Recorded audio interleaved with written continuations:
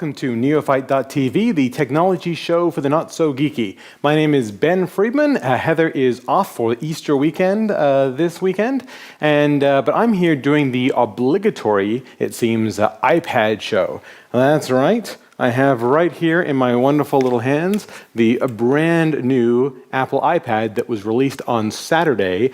And if you are one of the hundreds of thousands of people that pre-ordered, you probably got one of these by FedEx or went down to the store and picked one up.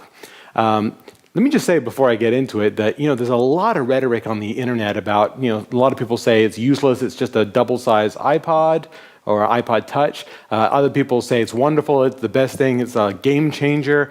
And, in my opinion, I'm a bit of an Apple fanboy, admittedly. I like a lot of Apple stuff. We use Apple Macs. But my opinion is, they're all right to a degree. Yes, it could be better. It could have a camera on it, built in and such. It could have USB ports, or it could have an SD card slot for memory expansion. And maybe those are things that Apple either left out for development reasons, or maybe they left out just so they can include it in another model in a year and try to upsell you to another one. Either way, it's still an amazing machine, and I defy any other $500 device to do pretty much everything that the iPad will do. For $500, you're either going to be buying a netbook. You can get a netbook for a couple $100 less than that, but pretty much every netbook I've used has been fairly underpowered. You can actually, for a little bit more, about $600, $700, buy a fairly nice laptop computer, but then you're buying something that's going to be 4, 5, 6, 7 pounds, is going to be a big, heavy clunker thing. At that price point, you're only going to get a few hours battery life out of it. Here you have a very elegant solution for basic laptop tasks: checking email, checking the web, reading books, watching movies, enjoying music, doing some creation of documents, that sort of stuff, in a beautiful package, very light, very thin, easy to hold, easy to use, very easy to transport around, and it feels fast. Is one of the great things about it. Before I get into how fast it feels and what that's like, let me tell you, first of all, I think anyone who went to an Apple store, anyone who wanted to get one of these yesterday, got one. Here's a picture of the line in our store down near my house. I got there at 8 o'clock, an hour before the store opened, and I was actually 20th in line, so it wasn't a problem. You didn't have to get there the night before and camp out, although some people did. Here's me, by the way, right after I got the iPad. Obviously, a little fanboyness there. I'm a pretty happy camper. So I got it back home, opened it up, synced it up with the computer, synced it up with Mobile Me, added my email account, and just like setting up an iPhone, it was actually a really easy experience and got set up pretty much right away. I downloaded a lot of the old iPhone applications that I had already purchased to the unit. Some of them already had iPad updates, and there were also some new applications that were only for the iPad that I also downloaded as well. So a lot of people say, well, do I have to rebuy all my apps? Some of your apps, if you want the high-resolution display, you're going to have to rebuy. Other apps aren't coming out for the iPad, or may take a while to come out for the iPad, and those ones you can just use your regular iPhone apps, and they blow up on the screen. I'll show you how that works. Anyway, quickly, getting back to just how fast the item is. By the way, just like your iPhone, you can change out the wallpaper. I don't know if you can see here, I've got a photograph that I've replaced my phone here with, the front image here with. By the way, you can probably notice just how glossy the screen is. It's a very sharp screen, but it is very glossy. You can see if I turn it up and down here, it's really reflecting the light in the room. So, here's an example. If I turn it on here, going from off to on is virtually instant. Something you're not going to get, again, with a netbook or any laptop that I know turns on quite that fast. You've got very much your standard applications that you would see with an iPod Touch. Let's have a quick look at some of them. Here, for instance, is the Mail application. I'm going to jump back to my inbox. And if you're in portrait mode here, you can see that the inbox pulls up a menu that floats over top of your email. Rotating to landscape mode, that now docks along the side here. And you can go through and click on an email. You can see just how fast that is popping up my emails here as I go through them. Hopefully it's not too reflective and you will actually be able to see some of those popping up. Again, turn it this way and you get the email in full screen. Click back on the back button and boom, you're back to the main screen. Now, a lot of people talk about multitasking. How important is multitasking? In some ways it's important. For instance, you can't have an iChat window or an iAm window open in one area of the screen and on another area of the screen be surfing the web, for instance. It's kind of, I wouldn't say that the machine doesn't multitask, because it does. You can play music and then go away from playing music and be surfing the web or doing something else while music keeps playing. So some apps, the built-in apps, can multitask. But what it really is a one-window machine. You can only really look at one thing at a time.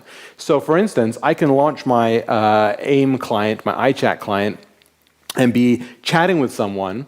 Then in fact, I'll do that right now. Here, I'm going to launch my iAm client, and there it is. Boom, I can be chatting with someone on my list. I can very quickly jump out of there and maybe go over to Safari and start browsing something, okay?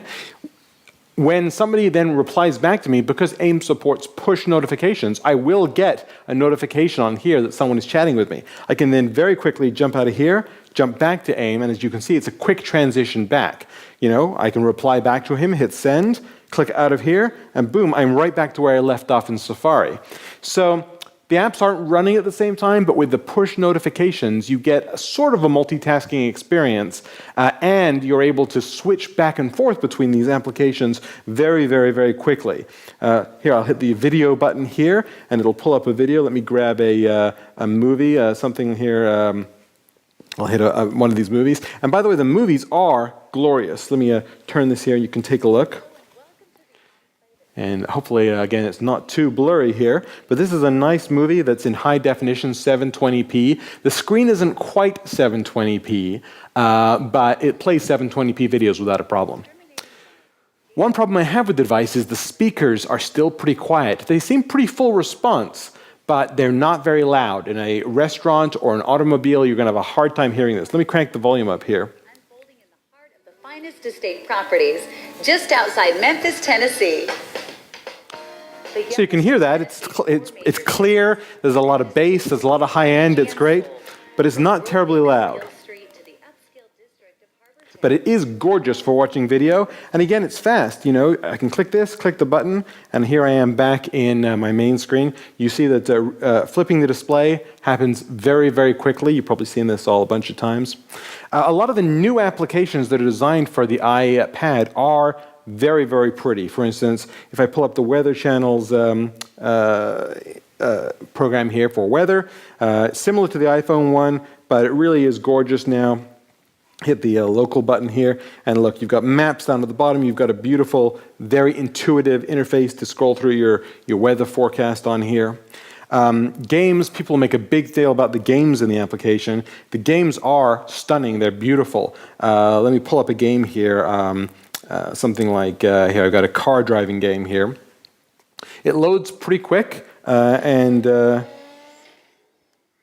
this one really shows off some of the graphics well. Let's see how quickly I can get to actually a driving screen so you can see me driving it. If you want to race, take it to the track, it says. A little notice there. Don't be racing on the streets. All right, let's go here and just quick race. Here we go. So you take a look at some of these graphics. Go. Once again, you drive just by tilting it. Here we go. Hopefully you can see some of these graphics. I'm not going to actually be able to drive here, but very well. So you can see I just tilt the screen to drive.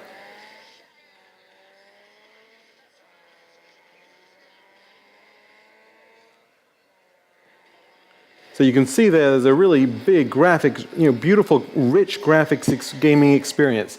It really is going to give the gaming consoles, PSP and such, a run for its money. Such a big, beautiful screen. Let's get out of that. It's kind of hard to do while I'm talking. Let me show you one other app I really like. I'm a piano player, so they have this pianist app. And because it's multi-touch, I can actually play the keys and actually chord on it. So there's a lot of great applications available on there. There's all kinds of websites where you'll be able to go get reviews on these applications, so I won't delve into a lot of them right now. Let me talk a little bit about a few of the items that come with the iPad and some of the accessories you can also get as well. By the way, one thing you'll notice is it really picks up fingerprints very quickly. So you'll definitely want to, keep some sort of a wipe in your pocket or something. It gets pretty gross after about 15 or 20 minutes of web surfing around where you're touching the screen a lot. Obviously, if you're just watching movies, it's not such a big deal. It comes with a sync cable, and it comes with this fairly chunky charger. If you're used to the chargers that come with the iPods or the phones, which are really tiny, this is a little bit more powerful. It's a 10-watt charger that comes with that. And I got with it this, which is the dock stand. Now, this doesn't come with it. It's extra. Again, you can sit this right down here, plug it into a charger, or sync it into your computer, and it will hold it like so. Ta-da! And that's a nice way of putting it up there. Now, one problem is that it will only hold it in the portrait mode, but I'm sure there'll be third-party stands that come out that will hold it in the landscape mode. You might notice, by the way, that there's this little icon down here next to the unlock key. If you hit that, that's the picture frame mode, and it'll start cycling through the photographs that you've got in your photos folder, and you can just leave it there charging up and displaying all your wonderful photos. So that's kind of a nice, additional little bonus. So that's one thing. Again, it doesn't come with that, but that's nice. A lot of people are going to be looking for ways to carry this, and there are all kinds of companies that are already coming out with accessories to help you carry your iPad. So for instance, there is a nice little case from Scuba that you can get, and again, it doesn't come with any case at all, so it's good to have something to carry it. This slides in here like so. And there you've got a nice, very thin case. In fact, if you were going to be putting this inside another laptop case, this is probably an ideal sort of sleeve to carry it in. Here's another bag. I'm going to grab here. This one's from STM Bags. It's a little case, and it's kind of nice. This will slide right in here, and inside it's got a little more room for some other stuff. In fact, let me mention one other thing. Of course, you could type on this using the on-screen keyboard, and I'm going to slide this up here. Let me see if I can pull up the keyboard here so you can see what that looks like. If you touch a field where you're going to be doing some typing, and the keyboard pops up either in portrait mode like that or landscape mode like that. And I would say that this keyboard is good for any short-form typing out an email or two, Twitter posts, Facebook posts, little instant messaging URLs. But if you're going to be doing any serious typing and you want to, make journal entries or blog posts, I don't know, it's a great tool for a long, 500-word typing. For that, however, of course, Apple makes a Bluetooth keyboard like this one, and the iPad will hook up to the Bluetooth keyboard. So quite frankly, if you have these two items with you, you're pretty much covered for any kind of typing application that you may want to do. And if you have a bag like this STM bag, you can stick the iPad in the back, open this up, stick the keyboard in there, and you're pretty much, you're good to go. You can head off and go to your Starbucks, and you're good for whether you want to do a lot of typing or little. Here is another bag, by the way, that I want to preview really quickly. If you need a little more room, Scuba has this netbook messenger bag, again, originally designed for netbooks. And if you look inside, you might notice it's got a nice little pocket in here. I can take this iPad, slide it right inside, and again, it's got a nice little spot right for it just there. And now I can go ahead and put my keyboard, power adapter, a few other items in there as well. I've kind of saved for last here what is my favorite case right now. And oddly enough, it's the Apple case, which I didn't think looked like much when I first got it. It's right here. It basically is a single piece of rubber with some rigidity to it, so it does hold its shape. I also have saved this to last because it's the hardest bag to put in and take off. Once it's in, it's not the easiest thing to get the iPad out. But you slide the iPad in thusly, and this flap tucks under the back, like so. And now you've got your iPad in there. Let me turn it on there. So there's your iPad inside. You can close it up just like a book. And it provides some screen protection, and it doesn't add a lot of weight or size to it, so you could still put this in a laptop bag and know that your screen is a little more protected. Not a lot of protection, but a little bit. But what I like about this is you can open it up sort of like a book to use it like this, but you can also tuck the back flap under here like so, and now it'll stand up in landscape mode. Great for watching movies, on an airplane or on a table or having it next to your computer if you want. Or you can lie it down thusly, and I find this is a much easier way to type on it than having it flat. You can have it flat on your lap or flat on a table, but I find that putting it up at this angle that you see here actually makes for a much more comfortable typing experience. So there you have it, my first impressions of the iPad. If you want reviews of actual applications, there's tons of great websites, Gizmodo, Engadget, and such, that will be reviewing a lot of the apps out there. But this has been my experience a couple of days. A very fast machine, not the be-all and end-all, but it's definitely going to have a place in my life. It's definitely going to be a tool I'm going to use. And with 10 hours of battery life, it's great to be able to have this sort of laptop style functionality and just not even worry about leaving it on, turning it off. It's instant on and off. It's a very usable device. It's a lot of fun to use. Anyway, that's all the time we have for today. So do me a favor, stop by our website, www.neo-fight.tv. Leave us a comment. Let us know what you think. And also go to our Facebook page, www.facebook.com/neophyte, and that's where you can register to win some of the stuff that we have reviewed today on this show. And if you have an extra 30 seconds, take a look at this. If you need to make recordings of your computer screen, there's no better tool than Camtasia from TechSmith. In fact, you're watching a screen recording of this video right now. Camtasia can record your screen, your webcam, and high-quality audio at the same time. It's perfect for training, presentations, podcasts, or any time you need to show what's going on your computer. Camtasia is easy to use, but it's also extremely powerful. You can turn your screen recordings into high-quality polished video in no time and share them with the world. And Camtasia is available for the Mac and PCs. If you need to make screen recordings to educate, train, or sell, there's no better tool than Camtasia from TechSmith.